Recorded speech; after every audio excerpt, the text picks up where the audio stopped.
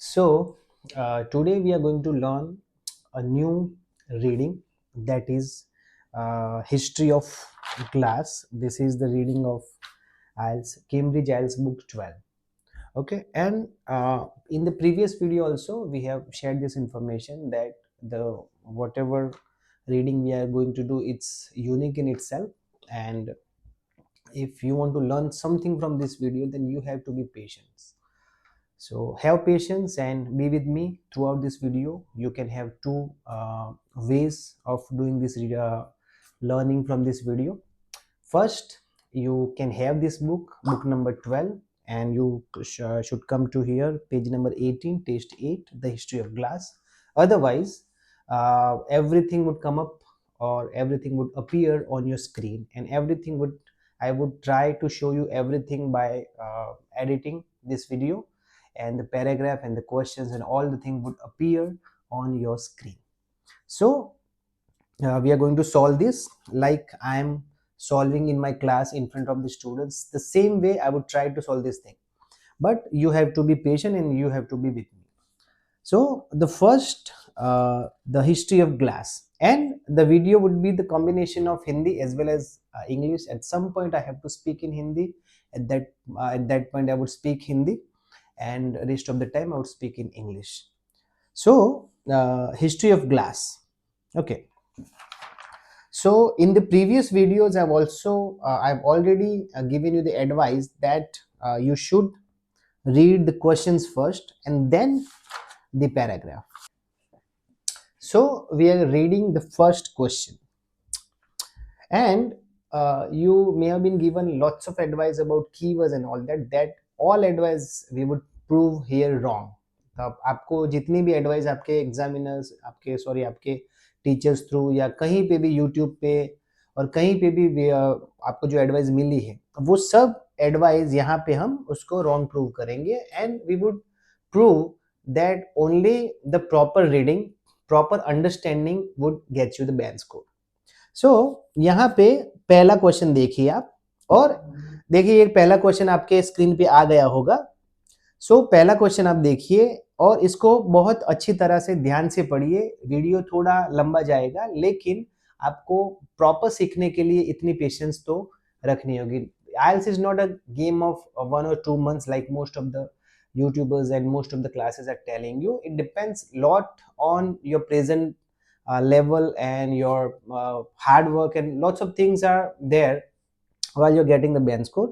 So the first जो question है आपके स्क्रीन पे है, वो आप देखिए. दैट यहाँ पे क्या लिखा है क्वेश्चन में कि early humans used a material called blank to make the sharp points of their blank. दो ब्लैंक यहाँ पे 1 और 2 एक ही सेंटेंस में है. तो हमें क्या करना है कि आपको ये बोला गया होगा, जो most of the teachers advice देते हैं स्टूडेंट्स को, कि आप ये एवरी ह्यूमंस यहाँ पे एन सर्कल कीजिए, फिर मटेरियल एन सर्कल कीजिए, और आपको आंसर मिल जाएगा. अगर इतना ही इजी होता तो सारे के सारे लोग 8 बैंड IELTS रीडिंग में ले आते, लेकिन ऐसा होता नहीं है. ठीक है, even universities are not asking for 8 band score in IELTS reading, they are just asking for 6 or 6.5. So the IELTS reading is somewhat tough, but the band can be achieved by proper technique, proper understanding, and proper you have to give the time. Okay, so we would start reading from the first passage, and everywhere जब question आएगा वो आपके screen पे आएगा, ये passage आपके screen पे आएगा, और हम सारे के सारे पैसेजेस पढ़ेंगे, और जहां आंसर होगा वहां पे मैं आपको बताऊंगा कि ये आंसर यहाँ पे है और ये आंसर यहाँ पे क्यों है. ठीक है. So the history of glass. From our earliest origins, man has been making use of glass. Historians have discovered that a type of natural glass, obsidian. ये जो दो चीजें दी हैं यहाँ पे आपको, यहाँ पे obsidian, historians have discovered that a type of natural glass, obsidian. यहाँ पे आपको बहुत अच्छे से समझने की जरूरत है कि ये स्लैश क्यों दिया हुआ है, क्योंकि स्लैश के बाद जो चीज आएगी, जो भी सेंटेंसेस आएंगे, और जब स्लैश खत्म होगा उस बीच में जो सेंटेंसेस लिखा हुआ होगा वो ऑब्सीडियन के लिए लिखा हुआ होगा. सो ऑब्सीडियन बाद में स्लैश है, formed in places such as the mouth of a volcano as a result of the intense heat of an eruption melting sand. So eruption होता है वहां पे मेल्टिंग सैंड में इंटेंस हीट के कारण, और उसके कारण ऑब्सीडियन बनता है, वो लिखा है। तो अभी आपको ये बोलूं मैं कि इसका आंसर ऑब्सीडियन है, बराबर। अगर आप कीवर्ड यूज करोगे, अगर कीवर्ड ढूंढते रहोगे तो आपको कभी भी ये पता नहीं चलेगा कि इसका आंसर ऑब्सीडियन हो सकता है, वो आपको समझना पड़ेगा। यहाँ पे अर्ली ह्यूमंस लिखा हुआ है, यहाँ पे कहीं पे भी अर्ली ह्यूमंस नहीं लिखा हुआ, यहाँ पे क्या लिखा है, from our earliest origin man has been making use of glass. So वो अर्लीस्ट ओरिजिन से आपको समझना पड़ता है कि यहाँ पे बात अर्ली ह्यूमन की हो रही है, वहां पे कहीं पे भी मेंशन नहीं है कि अर्ली ह्यूमन, कहीं पे भी मेंशन नहीं है, ठीक है। So historian have discovered that a type of nature glass obsidian formed in places such as the mouth of a volcano as a result of intense heat of an eruption melting sand was first used as tips of spears, so to make the sharp points of their, so यहाँ पे देखिए, यहाँ पे sharp points लिखा हुआ है और यहाँ पे लिखा हुआ है tips was first used as tips, ठीक है। सो टिप्स जनरली पॉइंटेड होते हैं, तो पॉइंटेड हो मतलब शार्प पॉइंट्स हुआ, तो उसके हिसाब से हम ये लॉजिकली ये आइडेंटिफाई कर सकते हैं that spears could be the answer. तो उसके बेसिस पे आपको ऑब्सीडियन भी मिलेगा। ऑब्सीडियन इतना जल्दी आपको मिलेगा नहीं, अगर आप कीवर्ड ही पकड़ के चलोगे तो आपको ऑब्सीडियन मिलने से रहा। सो एक बार हमने यहाँ पे ऑब्सीडियन लिखा, फिर यहाँ पे स्पीयर्स, फिर हम उसको क्रॉस चेक कर सकते हैं उसको पढ़ के, जैसे कि every early humans used a material called obsidian to make the sharp points of their spheres.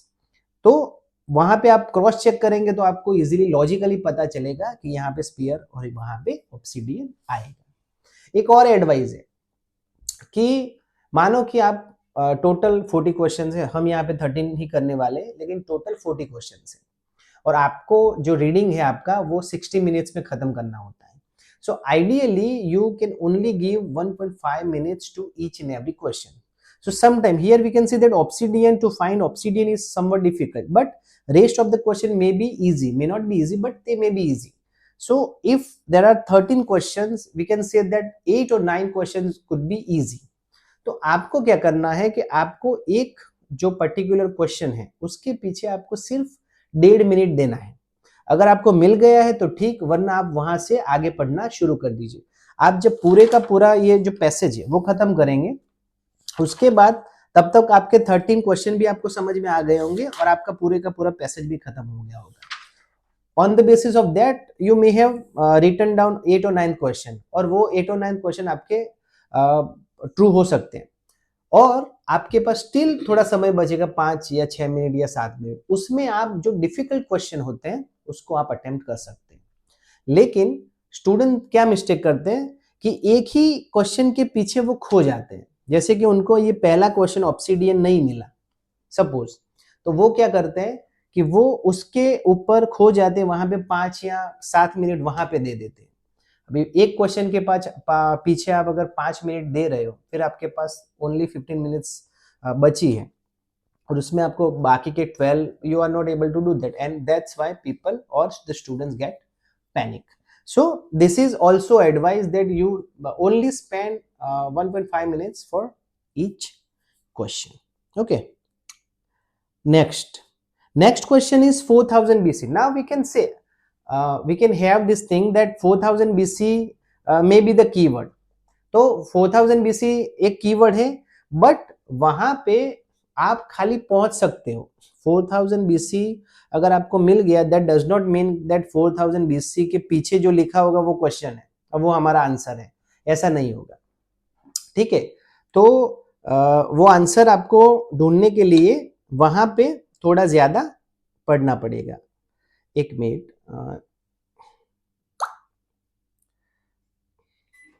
Okay, सो देखते हैं। टिप्स ऑफ स्पीयर्स तक आए हम, उसके आगे पढ़ते हैं। Archaeologist have even found evidence of man made glass which dates back to 4000 BC। This took the form of glaze is used for coating stone beads. Okay, it was not until 1500 BC, however, that the first hollow glass container was made by covering a sand core with a layer of molten glass. Okay, so यहाँ पे which dates back to 4000 BC. This took the form of glazes used for coating stone beads. और यहाँ पे क्या है कि 4000 BC में blank करके made of stone way covered in a coating of man made glass. Okay, so coating man made glass में वो कोटिंग करते हैं, वो आपको यहाँ पे दिया गया है. ठीक है, लेकिन यहाँ पे क्या लिखा है, फॉर कोटिंग स्टोन बीड्स, और यहाँ पे लिखा है ब्लैक मेड ऑफ स्टोन. तो वो जो बीड्स है वो स्टोन के बने हुए उस समय 4000 BC में वो जो बीड्स हैं वो स्टोन के बने हुए होते हैं और वो वहां पे यूज होते हैं, covered in a coating of man made glass. So the answer of third question is beads. ठीक है, अभी आप सोचो कि अगर आप made of stone way covered ये सब ढूंढने जाओगे यहाँ पे तो आपको कहाँ मिलेगा, ये सब लिखा ही नहीं है. आपको अपने मतलब कि आपकी रीडिंग की अंडरस्टैंडिंग के बेस पे आपको वो ढूंढना होता है. ठीक है, next question is fourth number. First century BC glass was coloured because of the blank in the material. Okay, let's read ahead. Glass blowing became the most common way to make glass containers from the first century BC. यहाँ पे first century BC आया है. The glass made during this time was highly colored due to the impurities of the raw material. तो जैसे मैंने पहले बोला कि आपको प्रॉपर अंडरस्टैंडिंग से जाना पड़ेगा. अगर आप प्रॉपर अंडरस्टैंडिंग से जाएंगे, कई बार क्या होता है कि स्टूडेंट्स में नॉलेज होता है, वो ये सब पढ़ पाते हैं, लेकिन खराब एडवाइस के कारण उनके आंसर गलत हो जाते हैं. ठीक है, यहाँ पे आप देखिए ये वाला जो ये मैं हाईलाइट कर रहा हूं, ये आप पढ़िए. The glass made during this time was highly coloured due to the impurities of the raw material. मतलब कि वहां जब वो इस समय में 20,000 फर्स्ट सेंचुरी बीसी में जो वो जो समय है, वहां पे जब जो ग्लास बनते थे वो हाईली कलर रहते थे, क्योंकि वहां पे उनमें रॉ मटेरियल में बहुत ज्यादा इम्प्योरिटीज होती थी. ये आप एक बार ये समझ लिया, फिर आके आप क्वेश्चन को देखिए. यहाँ पे क्या लिखा है कि glass was coloured because of the blank in the material. तो ऑब्वियसली आपको जवाब मिल जाएगा कि इसका जवाब है इम्प्योरिटीज. तो कहाँ आपको कीवर्ड ढूंढने की जरूरत है और कहाँ आपको ये सब रट्टा मारने की जरूरत है. आप क्वेश्चन को समझिए, आप पैसेज को समझिए, और उस पैसेज में से एक वर्ड है जो यहाँ पे आपको लिखना है, वो आपको ऑटोमेटिकली मिल जाएगा, प्रोवाइडेड, शर्त ये है कि आपको पैसेज को और क्वेश्चन को दोनों को सही ढंग से सही तरीके से समझना है. ठीक है, okay. Until 476 AD only, fifth number question, until 476 AD only the blank knew how to make glass. Okay, देखिए अभी सबसे इंपॉर्टेंट और सबसे इंटरेस्टिंग बात अभी मैं आपको बताता हूं. आपको क्या एडवाइस मिली होगी कि यहाँ पे मैंने यहाँ तक मतलब कि मटेरियल तक पढ़ा है और आपको कीवर्ड मिला है यहाँ पे. देखिए नीचे 7-8 लाइंस छोड़ के 476 AD लिखा है. तो आपको आपके टीचर्स ने यही एडवाइस दी होगी. क्या एडवाइस दी होगी कि जहां पे कीवर्ड हो वहां पे जाके पढ़ना है, तो हमारा टाइम बचेगा.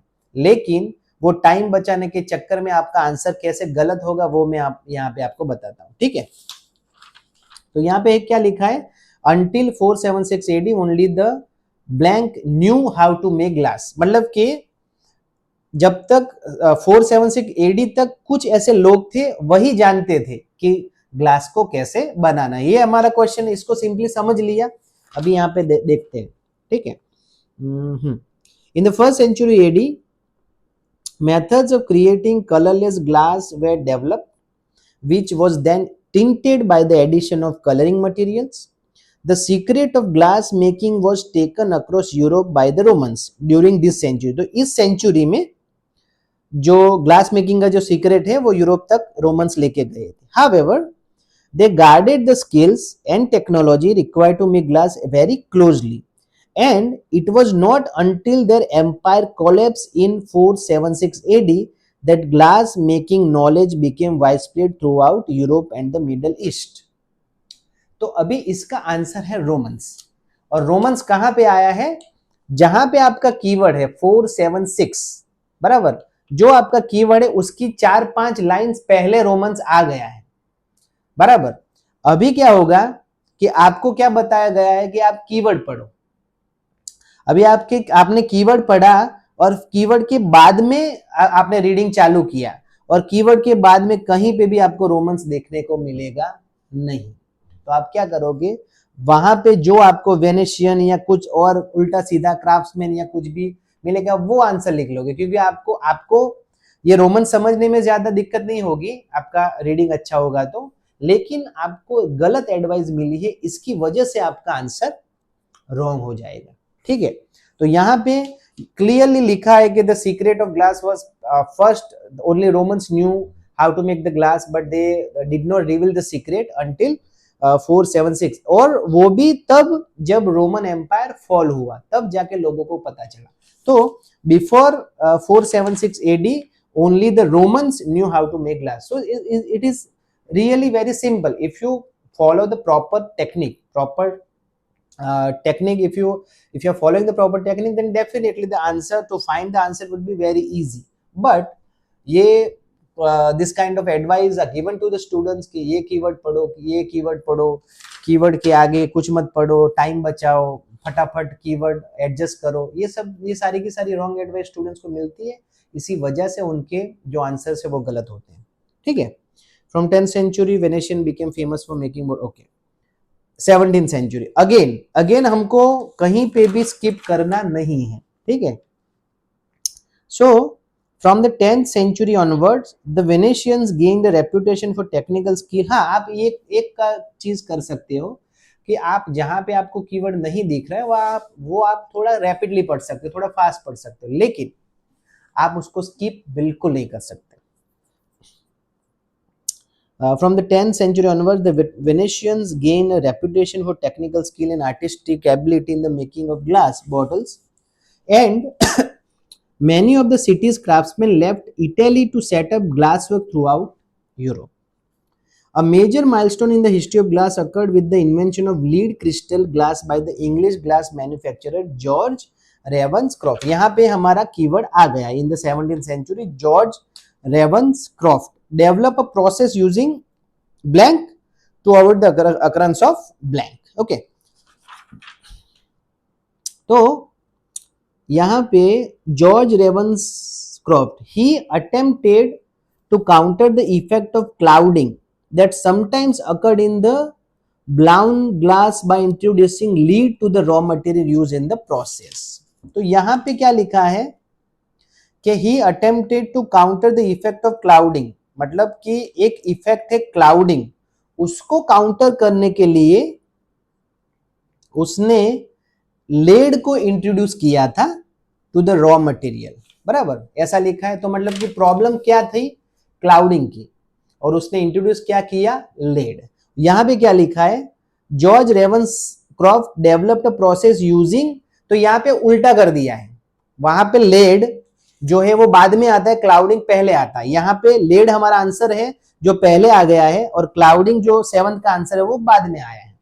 ठीक है, और आप क्या करोगे कीवर्ड के चक्कर में, ये आपको क्योंकि आपके दिमाग में ये बिठाया गया है कि कीवर्ड पकड़ो, कीवर्ड पकड़ो, कीवर्ड पकड़ो, तो आप क्या करोगे, यही सोचोगे कि जो लेड है वो 6 का क्वेश्चन है, तो मतलब कि वो पहले आना चाहिए, तो आप क्या करोगे कि लेड के बाद में पढ़ना शुरू करोगे, तो आपको क्लाउडिंग वहां पे मिलेगा नहीं, तो आप कुछ और आंसर लिख दोगे। तो ये this is the worst advice, है ना।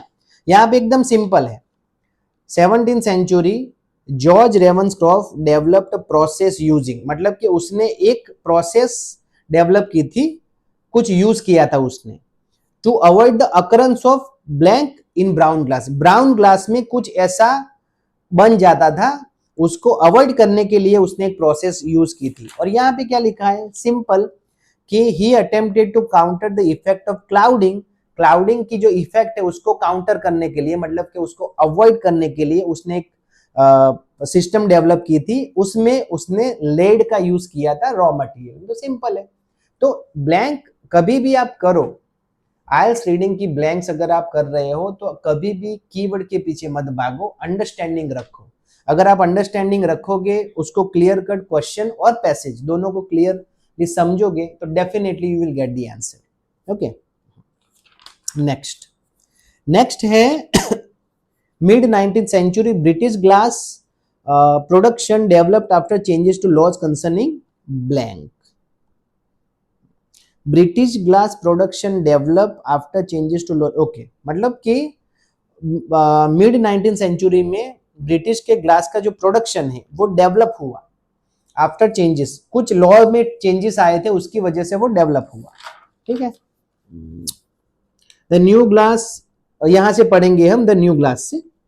The new glass he created was softer and easier to decorate and had a higher refractive index, adding to its brilliance and beauty, and it proved invaluable to the optical industry. It is thanks to Ravenscroft's invention that optical lenses, astronomical telescopes, microscope, and the like became possible. In Britain, the modern glass industry only really started to develop after the repeal of the Excise Act in 1845. Before that time, heavy taxes had been placed on the amount of glass melted in the glass house and were levied continuously from 1745 to 1845. Joseph Paxson Crystal Palace at London Great Exhibition marked the beginning of glass. Okay. तो यहाँ पे क्या लिखा है, mid 19th century, तो वो तो proper keyword है ही। तो मिड 19th सेंचुरी का क्या हुआ, ये 1845, ठीक है, वो मिड 19th सेंचुरी हुआ। तो यहाँ अब जो हमारा आंसर है यहाँ पे होगा। ठीक है, British glass production developed after changes to laws concerning blank. So in Britain, the modern glass industry only really started to develop after the repeal of the Excise Act in 1845.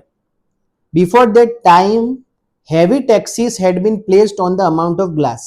So यहाँ पे आप ये दो जगह पे confuse हो सकते हो। एक तो आपको लग सकता है कि एक्साइज एक्ट आएगा और जो आंसर है वो टैक्सेस है।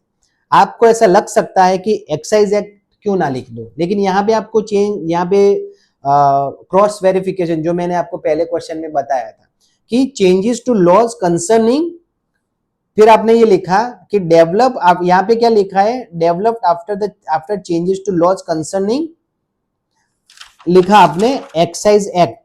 तो एक्साइज एक्ट तो वो लॉ ही हो गया ना, वो लॉ आगे है, फिर आपने एक्साइज एक्ट तो वो भी लॉ हो गया। तो ऐसा आंसर हो नहीं सकता क्योंकि वो यहाँ पे एडजस्ट नहीं होता है। अगर आप टैक्सेस लिखोगे तो आपको क्रॉस वेरिफिकेशन में पता चलेगा कि ये प्रॉपर है। ठीक है, तो 8 नंबर के क्वेश्चन का आंसर है taxes. So here we I mean the blanks can be done like this, blanks can be done with understanding, not by the keywords. keywords just आपको वहां पे ले जाते हैं लोकेशन तक। जैसे कि यहाँ पे मिड 19th सेंचुरी लिखा है तो आप मिड 19th सेंचुरी तक पहुंच सकते हो, that does not mean that आप बाकी का जो कंटेंट है वो स्किप कर दो। ठीक है,